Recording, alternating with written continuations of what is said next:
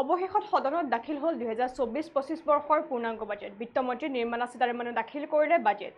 দৰিদ্ৰ মহিলা, কৃষক আৰু যুৱচামৰ ওপৰত এবাৰ বিশেষকৈ গুৰুত্ব দিয়া হৈছে বাজেটত। উচ্চ শিক্ষাৰ বাবে শিক্ষাৰ্থীসকলক দিয়া হ'ব 10 লাখ টকাকৈ ঋণ। আনহাতে যুৱ প্ৰজন্মক চাকৰি দিয়াৰ চৰকাৰৰ হ'ব এবাৰ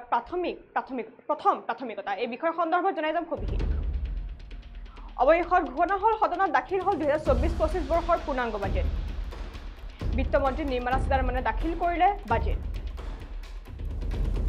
দৰিদ্ৰ মহিলা আৰু কৃষক আৰু যুৱচামৰ ওপৰত দিয়া হ'ব এবাৰ বিশেষ গুৰুত্ব। উচ্চ শিক্ষাৰ বাবে শিক্ষাৰ্থীসকলক দিয়া হ'ব 10 লাখ টকাৰ ঋণ। যুৱ প্ৰজন্মক চাকৰি দিয়াৰ চৰকাৰৰ প্ৰথম প্ৰাথমিকতা। শিক্ষা দক্ষতা বৃদ্ধিৰ বাবে আবণ্টন 4.8 লাখ কোটি টকা। মহিলা যুৱতীসকলৰ আঁচনিৰ বাবে 3 লাখ কোটি টকা। PMI অধীনত নিৰ্মাণ কৰা হ'ব 3 কোটি নতুন ঘৰ। বিনামূলীয়া ৰেচনৰ ব্যৱস্থা অব্যাহত থাকিব আগন্তুক 5 বছৰলৈ। কৃষক খণ্ডৰ বাবে 1,52,000 কোটি টকা ধাৰ্য। গ্ৰাম্য অৰ্থনৈতিক উন্নয়নৰ অৰ্থে ধাৰ্য কৰা হৈছে এই ধন। অসমৰ বান ব্যৱস্থাপনাৰ বাবে সাহায্য ঘোষণা কৰিছে ইতিমধ্যে কেন্দ্ৰীয় চৰকাৰে। 25 বিধ সামগ্ৰীৰ ওপৰত শুল্ক কৰ ৰেহাই। 3 বিধ কৰ্কট ৰোগৰ ঔষধৰ ওপৰত ৰেহাই কৰা হৈছে শুল্ক কৰ। 1 কোটি লোকৰ ঘৰত সৌৰ পেনেল লগোৱাৰ লক্ষ্য। প্ৰতি মাহে 300 ইউনিট বিনামূলীয়া বিদ্যুৎ সেৱা। সদনত দাখিল ইতিমধ্যে আমি যেহেতু জনাইছিলোঁ সদনত দাখিল হ'ল এবাৰ 2024-25 বৰ্ষৰ পূৰ্ণাংগ বাজেট আৰু ইতিমধ্যে পূৰ্বতে যিহেতু জনাইছিলোঁ যে 2024 বৰ্ষৰ পূৰ্ণাংগ বাজেট এবাৰ বনোৱা হ'ব কেৱল মধ্যবিত্তসকলৰ ওপৰত গুৰুত্ব প্ৰদান কৰি আৰু তেনেদৰে এবাৰ দেখিবলৈ পোৱা গৈছে মধ্যবিত্তসকলৰ ওপৰত গুৰুত্ব প্ৰদান কৰি এবাৰ বিশেষকৈ 2024-25 বৰ্ষৰ যি পূৰ্ণাংগ বাজেট আছে সেই পূৰ্ণাংগ বাজেট ইতিমধ্যে দাখিল কৰা হ'ল। কিছু সময় পূৰ্বে সদনত বিত্তমন্ত্ৰী নিৰ্মলা সীতাৰমণে দাখিল কৰিলে এই পূৰ্ণাংগ বাজেটখন আৰু এইবাৰ বিত্তমন্ত্ৰীগৰাকীয়ে বাজেটত অন্তৰ্ভুক্ত কৰিছে বিশেষকৈ দৰিদ্ৰ লোকৰ লগতে মহিলা, কৃষক আৰু যুৱচামৰ ওপৰত গুৰুত্ব প্ৰদান কৰি এইবাৰ 2024-25 বৰ্ষৰ পূৰ্ণাংগ বাজেটখন প্ৰস্তুত কৰা হৈছে বুলি ইতিমধ্যে মন্তব্য প্ৰকাশ কৰিছে বিত্তমন্ত্ৰীগৰাকীয়ে। আৰু বিশেষকৈ যুৱচামৰ ওপৰত যিহেতু গুৰুত্ব প্ৰদান কৰা হৈছে এইবাৰ 2024-25 বৰ্ষৰ বিত্তীয় বাজেট আৰু লগতে মহিলা আৰু কৃষি খণ্ডৰ লগত জড়িত যিসকল লোক আছে তেওঁলোকৰ ওপৰতে বিশেষ গুৰুত্ব প্ৰদান কৰি এইবাৰ 2024-25 বৰ্ষৰ পূৰ্ণাংগ বাজেট প্ৰকাশ কৰা হৈছে। আৰু বিশেষকৈ দেশত আমি যিহেতু জনাই গৈছে যুৱচামৰ ওপৰত গুৰুত্ব প্ৰদান কৰি দেশত যিসকল যুৱচাম আছে তেওঁলোকৰ শিক্ষা দীক্ষাৰ ওপৰত লগতে চাকৰিৰ ক্ষেত্ৰত তেওঁলোকৰ ওপৰত গুৰুত্ব প্ৰদান কৰি এইবাৰ বিশেষ কিছুমান স্কিম তেওঁলোকে আগবঢ়োৱা দেখিবলৈ পোৱা হৈছে। কেন্দ্ৰৰ ফালৰ পৰা কিছুমান বিশেষ স্কিম আগবঢ়োৱা হৈছে আৰু জানিব পৰা মতে উচ্চ শিক্ষাৰ বাবে শিক্ষাৰ্থীসকলক দিয়া হ'ব 10 লাখ টকাৰ ঋণ। অৰ্থাৎ উচ্চ শিক্ষাৰ বাবে যিসকল শিক্ষাৰ্থীয়ে উচ্চ শিক্ষাৰ বাবে বাহিৰত পঢ়িবলৈ যাব বিচাৰিছে তেওঁলোকক 10 লাখ টকাৰ ঋণ আবণ্টন কৰিব বুলি ইতিমধ্যে চৰকাৰৰ তৰফৰ পৰা অৰ্থাৎ বিত্তমন্ত্ৰী নিৰ্মলা সীতাৰমণে ইতিমধ্যে সদনৰ মজিয়াত স্পষ্টভাৱে প্ৰকাশ কৰিছে। আৰু যুৱ প্ৰজন্মক চাকৰি দিয়াৰ চৰকাৰৰ হ'ব প্ৰথম প্ৰাথমিকতা। অৰ্থাৎ দেশত যিহেতু নিবনুৱাৰ যি সমস্যা আছে সেই নিবনুৱা সমস্যা ৰোধ কৰিবলৈ ইতিমধ্যে চৰকাৰে এই বিশেষ সিদ্ধান্ত গ্ৰহণ কৰিছে আৰু এই বিশেষ সিদ্ধান্তটোতে হৈছে যে যুৱ প্ৰজন্মক চাকৰি দিয়াই হৈছে চৰকাৰৰ প্ৰধান লক্ষ্য। অৰ্থাৎ যুৱ প্ৰজন্মক চাকৰি দিয়াই কেন্দ্ৰীয় চৰকাৰৰ প্ৰধান লক্ষ্য বুলি ইতিমধ্যে মন্ত্ৰীগৰাকীয়ে স্পষ্টভাৱে উল্লেখ কৰিছে। আৰু ইয়াৰ লগতে শিক্ষা দক্ষতা বৃদ্ধিৰ বাবে আবণ্টন কৰা হৈছে 4.8 লাখ কোটি টকা। 4.8 লাখ কোটি টকা ইতিমধ্যে শিক্ষা আৰু দক্ষতা বৃদ্ধিৰ বাবে আবণ্টন কৰা হৈছে বুলি ইতিমধ্যে স্পষ্টভাৱে সদৰি কৰা হৈছে। আৰু বিশেষকৈ মহিলা যুৱতীসকলৰ যিসমূহ আঁচনি আছে সেই আঁচনিসমূহৰ বাবে ইতিমধ্যে 3 লাখ কোটি টকা আবণ্টন কৰিছে বুলি বিত্তমন্ত্ৰীগৰাকীয়ে স্পষ্টভাৱে উল্লেখ কৰিছে। যিহেতু এইবাৰ বিত্ত বৰ্ষৰ যিখন বাজেট আছে 2024-25 বৰ্ষৰ যি বিত্ত বৰ্ষৰ বাজেট আছে সেই বাজেটখন সম্পূৰ্ণৰূপে গুৰুত্ব প্ৰদান কৰি বনোৱা হৈছে কেৱল দৰিদ্ৰ লোকসকলৰ ওপৰত গুৰুত্ব প্ৰদান কৰি মহিলাসকলৰ ওপৰত গুৰুত্ব প্ৰদান কৰি আৰু কৃষি খণ্ডৰ লগত জড়িত যিসকল ব্যক্তি আছে তথা যুৱ প্ৰজন্মৰ যিসকল লোক আছে তেওঁলোকৰ ওপৰতে বিশেষকৈ গুৰুত্ব প্ৰদান কৰি এবাৰ 2024-25 বৰ্ষৰ বিত্তীয় বাজেট বনোৱা হৈছে বুলি ইতিমধ্যে স্পষ্টভাৱে সদৰি কৰা হৈছে। আৰু ইয়াৰ লগতে বিশেষকৈ অসমৰ বান ব্যৱস্থাপনাৰ বাবে সাহায্য ঘোষণা কৰিছে ইতিমধ্যে বিত্তমন্ত্ৰীগৰাকীয়ে অৰ্থাৎ সদনৰ মজিয়াত যিহেতু অসমত যি বান পৰিস্থিতি আছে সেই বান পৰিস্থিতি ক্ৰমাৎ জটিলতাৰ ফালে বাঢ়ি যোৱা দেখিবলৈ পোৱা গৈছে আৰু কিছু কিছু প্ৰান্তত যিহেতু বান পৰিস্থিতি উন্নত হোৱা দেখিবলৈ পোৱা গৈছে তথাপিও ৰাজ্যত যিহেতু প্ৰতি বছৰে বান পৰিস্থিতিৰ সৈতে মোকাবিলা কৰিব লাগে সৰ্বসাধাৰণে আৰু তাৰ প্ৰতি লক্ষ্য ৰাখি ইতিমধ্যে সদনৰ মজিয়াত বিত্তমন্ত্ৰীগৰাকীয়ে বিশেষ ঘোষণা কৰিছে অসমৰ বান পৰিস্থিতি সন্দৰ্ভত আৰু অসমৰ বান পৰিস্থিতি সন্দৰ্ভত বিত্তমন্ত্ৰীগৰাকীয়ে উল্লেখ কৰিছে যে শীঘ্ৰেই অসমৰ বান পৰিস্থিতিৰ বাবে চৰকাৰে সাহায্য ঘোষণা কৰিব অৰ্থাৎ চৰকাৰে শীঘ্ৰে অসমৰ বান পৰিস্থিতিৰ লগতে অকল অসম বুলি নহয় আৰু কেইবাখনো ৰাজ্যৰ ইতিমধ্যে যিসমূহ প্ৰাকৃতিক দুৰ্যোগ আছে সেই প্ৰাকৃতিক দুৰ্যোগসমূহৰ ওপৰত গুৰুত্ব প্ৰদান কৰি তেওঁলোক সেই ৰাজ্যসমূহলৈ ইতিমধ্যে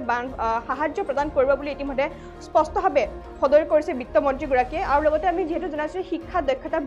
বৃদ্ধিৰ বাবে এবাৰ আবণ্টন কৰা হৈছে 4.8 লাখ কোটি টকা আৰু লগতে গোৱাত নিৰ্মাণ কৰা হ'ব বিশ্ব মানদণ্ডৰ মন্দিৰ কৰিডৰ অৰ্থাৎ বিশ্ব মানদণ্ডৰ মন্দিৰৰ কৰিডৰ এবাৰ গোৱাত নিৰ্মাণ কৰা হ'ব বুলি বিত্তমন্ত্ৰীগৰাকীয়ে স্পষ্টভাৱে উল্লেখ কৰিছে আৰু ইয়াৰ উপৰিও 25 বিধ সামগ্ৰীৰ ওপৰত শুল্ক কৰ ৰেহাই কৰা হৈছে এবাৰ 2024-25 বিত্তীয় বৰ্ষত এবাৰ 25 বিধ সামগ্ৰীৰ ওপৰত শুল্ক কৰ ৰেহাই কৰা হৈছে বুলি ইতিমধ্যে স্পষ্টভাৱে সদৰি কৰিছে আৰু আগন্তুক 6 মাহলৈ হ্ৰাস হ'ব শুল্ক কৰ হ'ব আৰু বিশেষকৈ যিসকল কৰ্কট ৰোগী আছে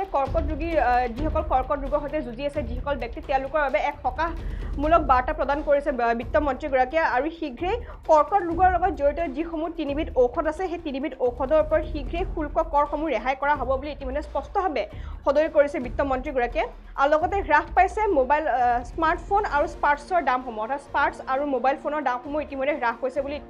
স্পষ্টভাৱে সদৰি কৰিছে বিত্তমন্ত্ৰীগৰাকীয়ে আৰু ইয়াৰ লগতে 6% হ্ৰাস পালে সোণৰূপৰ শুল্ক কৰ অৰ্থাৎ বিশেষকৈ মহিলাসকলৰ বাবে সুখবৰ আগবঢ়াইছে বিত্তমন্ত্ৰীগৰাকীয়ে আৰু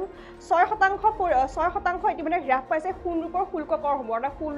সোণৰূপৰ ওপৰত ইতিমধ্যে 6% কৰ হ্ৰাস পাইছে বুলি ইতিমধ্যে মন্ত্ৰীগৰাকীয়ে সদৰি কৰিছে আৰু ইয়াৰ লগতে 6.4% হ্ৰাস পালে প্লেটিনামৰ শুল্ক কৰ অৰ্থাৎ 6.4% প্লেটিনামৰ শুল্কৰ হ্ৰাস পাইছে বুলি ইতিমধ্যে মন্ত্ৰীগৰাকীয়ে উল্লেখ কৰিছে আৰু বিশেষকৈ নগৰাঞ্চলত ঘৰ নিৰ্মাণৰ বাবে 10 লাখ কোটি টকা আবণ্টন কৰা হৈছে অৰ্থাৎ যেহেতু পিএমআইৰ অধীনত অৰ্থাৎ পিএম আৱাস যোজনাৰ অধীনত নতুনকৈ 3 কোটি ঘৰ নিৰ্মাণ কৰা হ'ব বুলি ইতিমধ্যে স্পষ্টভাৱে সদৰি কৰিছে আৰু ইয়াৰ লগতে নগৰাঞ্চলত ঘৰ নিৰ্মাণৰ বাবে এতিয়াৰ পৰা 10 লাখ কোটি টকা আবণ্টন কৰা হ'ব বুলি ইতিমধ্যে বিত্তবৰ্ষৰ বাজেটত স্পষ্টভাৱে সদৰি কৰা হৈছে আৰু ইয়াৰ উপৰিও আন্তঃগাঁথনি উন্নয়নৰ বাবে 11 লাখ কোটি টকাৰ মূলধনী ব্যয়ো ইতিমধ্যে প্ৰদান কৰা হ'ব আৰু ইয়াৰ উপৰিও ইয়াৰ মুঠ ব্যয় হ'ব জিডিপি 3.4% আৰু ইয়াৰ লগতে উত্তৰ পূবত বৃদ্ধি কৰা হ'ব বেংকৰ শাখাসমূহ উত্তৰ পূৰ্বাঞ্চলত বেংকৰ শাখাসমূহ বৃদ্ধি কৰা হ'ব বুলি ইতিমধ্যে স্পষ্টভাৱে সদৰি কৰিছে বিত্তমন্ত্ৰীগৰাকীয়ে আৰু ইয়াৰ লগতে PM সূৰ্যঘৰ আঁচনিৰ জৰিয়তে লাভ কৰিব বিনামূলীয়া বিজুলী সেৱা অৰ্থাৎ বিনামূলীয়া বিজুলী সেৱা লাভ কৰিব PM সূৰ্যঘৰ আঁচনিৰ জৰিয়তে আৰু 1 কোটি লোকৰ ঘৰত সৌৰ পেনেল লগোৱাৰ লক্ষ্য ইতিমধ্যে হাতত লৈছে কেন্দ্ৰীয় চৰকাৰে আৰু প্ৰতি মাহে 300 ইউনিট বিনামূলীয়া বিদ্যুৎ সেৱা লাভ কৰিব এইসকল লোকে অৰ্থাৎ 1 কোটি লোকৰ যিসকল লোকে PM সূৰ্যঘৰ আঁচনিৰ বাবে আবেদন কৰিব তেওঁলোকৰ ঘৰত প্ৰতি মাহে 300 ইউনিট বিনামূলীয়া বিদ্যুৎ সেৱা লাভ কৰিব বুলি ইতিমধ্যে স্পষ্টভাৱে সদৰি কৰিছে আৰু এই বৰ্ষত 1 কোটি লোকৰ ঘৰত সৌৰ পেনেল লগোৱাৰ লক্ষ্য ইতিমধ্যে হাতত বান্ধি লৈছে কেন্দ্ৰীয় চৰকাৰে আৰু ইয়াৰ লগতে প্ৰাকৃতিক দুৰ্যোগৰ মুখামুখি হোৱা ৰাজ্যসমূহলৈ ইতিমধ্যে সাহায্য আগবঢ়াব বুলিও ইতিমধ্যে বিত্তমন্ত্ৰী নিৰ্মলা সীতাৰমণে স্পষ্টভাৱে উল্লেখ কৰিছে আৰু বিশেষকৈ আমি যেহেতু জনাইছোঁ যে অসমৰ বান পৰিস্থিতিৰ বাবে ইতিমধ্যে বিশেষ সাহায্য পুঁজিও ইতিমধ্যে ঘোষণা কৰিছে বিত্তমন্ত্ৰীগৰাকীয়ে আৰু ইয়াৰ লগতে প্ৰাকৃতিক দুৰ্যোগৰ লগত যিসমূহ ৰাজ্য মোকাবিলা কৰি থাকে তেওঁলোকলৈ ইতিমধ্যে সহায়ৰ হাত আগবঢ়াব বুলিও ইতিমধ্যে স্পষ্টভাৱে সদৰি কৰা হৈছে আৰু বিশেষকৈ হিমাচল প্ৰদেশ ছিকিম উত্তৰাখণ্ডলৈ দিয়া হ'ব আৰ্থিক সাহায্য অৰ্থাৎ অসমৰ লগতে হিমাচল প্ৰদেশ ছিকিম আৰু উত্তৰাখণ্ডলৈ আৰ্থিক সাহায্য প্ৰদান কৰা হ'ব বুলি ইতিমধ্যে স্পষ্টভাৱে সদৰি কৰিছে বিত্তমন্ত্ৰীগৰাকীয়ে আৰু ইয়াৰ লগতে কৃষি খণ্ডৰ বাবে 1,52,000 কোটি টকা ধাৰ্য কৰা হৈছে অৰ্থাৎ কৃষি খণ্ডত যিহেতু এবাৰ কৃষকসকলৰ ওপৰত গুৰুত্ব প্ৰদান কৰি যুৱচামৰ ওপৰত গুৰুত্ব প্ৰদান কৰি দেশৰ যিসকল দৰিদ্ৰ লোক আছে আৰু লগতে যিসকল মহিলা আছে সেই তেওঁলোকৰ ওপৰত গুৰুত্ব প্ৰদান কৰি বিশেষকৈ এবাৰ 2024-25 বৰ্ষৰ যি বিত্তীয় বৰ্ষৰ যি বাজেট আছে সেই বাজেট প্ৰস্তুত কৰা হৈছে আৰু বিশেষকৈ কৃষি খণ্ডৰ লগত যিসকল লোক জড়িত হৈ আছে তেওঁলোকৰ বাবে 1,52,000 কোটি টকা ইতিমধ্যে ধাৰ্য কৰা হৈছে কেন্দ্ৰৰ তৰফৰ পৰা আৰু গ্ৰাম্য অৰ্থনীতি উন্নয়নৰ অৰ্থে ধাৰ্য কৰা হৈছে এই ধন আৰু ইয়াৰ লগতে অসমৰ বান ব্যৱস্থাপনাৰ বাবে ইতিমধ্যে সাহায্য ঘোষণা কৰিছে বিত্তমন্ত্ৰীগৰাকীয়ে আৰু উত্তৰ পূবলৈ উত্তৰ পূবলৈ ২৬,০০০ কোটি টকাৰ প্ৰকল্প ইতিমধ্যে ধাৰ্য কৰিছে বিত্তমন্ত্ৰীগৰাকীয়ে আৰু পুনৰ দিনাচিতে অৱশেষত সদনত দাখিল হ'ল ২০২৪-২৫ বৰ্ষৰ পূৰ্ণাংগ বাজেট। বিত্তমন্ত্ৰী নিৰ্মলা সীতাৰমণে কিছু সময় পূৰ্বে পূৰ্ণাংগ বাজেট দাখিল কৰিলে আৰু এইবাৰ পূৰ্ণাংগ বাজেটত দেশৰ সৰ্বসাধাৰণলৈ ইতিমধ্যে আশাৰ ৰেঙনি কঢ়িয়াই অনা দেখিবলৈ পোৱা গৈছে। বিশেষকৈ যুৱচামৰ ওপৰত গুৰুত্ব প্ৰদান কৰি এই বিত্ত বাজেটখন প্ৰস্তুত কৰা হৈছে আৰু ইতিমধ্যে এই বিত্ত বৰ্ষক লৈ এতিয়া বিত্ত বৰ্ষৰ ক্ষমা কৰিব এই পুঁজিখনৰ এই পূৰ্ণাংগ বাজেটখনত যিসমূহ কথা বৰ্তমান সময়ত স্পষ্টভাৱে উল্লেখ কৰা হৈছে বা যিসমূহ দিশ অন্তৰ্ভুক্ত কৰা হৈছে সেইবোৰ এতিয়া আখৰে কিমান দূৰ পালন হ'ব তাক লৈ এতিয়া বিভিন্নজনৰ মনত প্ৰশ্ন উত্থাপন কৰা হৈছে। কিন্তু এই বিত্ত বৰ্ষক লৈ এতিয়া সকলোৱে যিহেতু দৃষ্টি নিবদ্ধ কৰি ৰাখিছিলে আৰু ইতিমধ্যে এই বিত্তীয় বৰ্ষৰ যিসমূহ বাজেট আজি পূৰ্ণাংগ বাজেট যিহেতু প্ৰকাশ কৰা হ'ল সেই পূৰ্ণাংগ বাজেটখনক লৈ ইতিমধ্যে বিভিন্নজনে আনন্দ প্ৰকাশ কৰা দেখিবলৈ পোৱা গৈছে।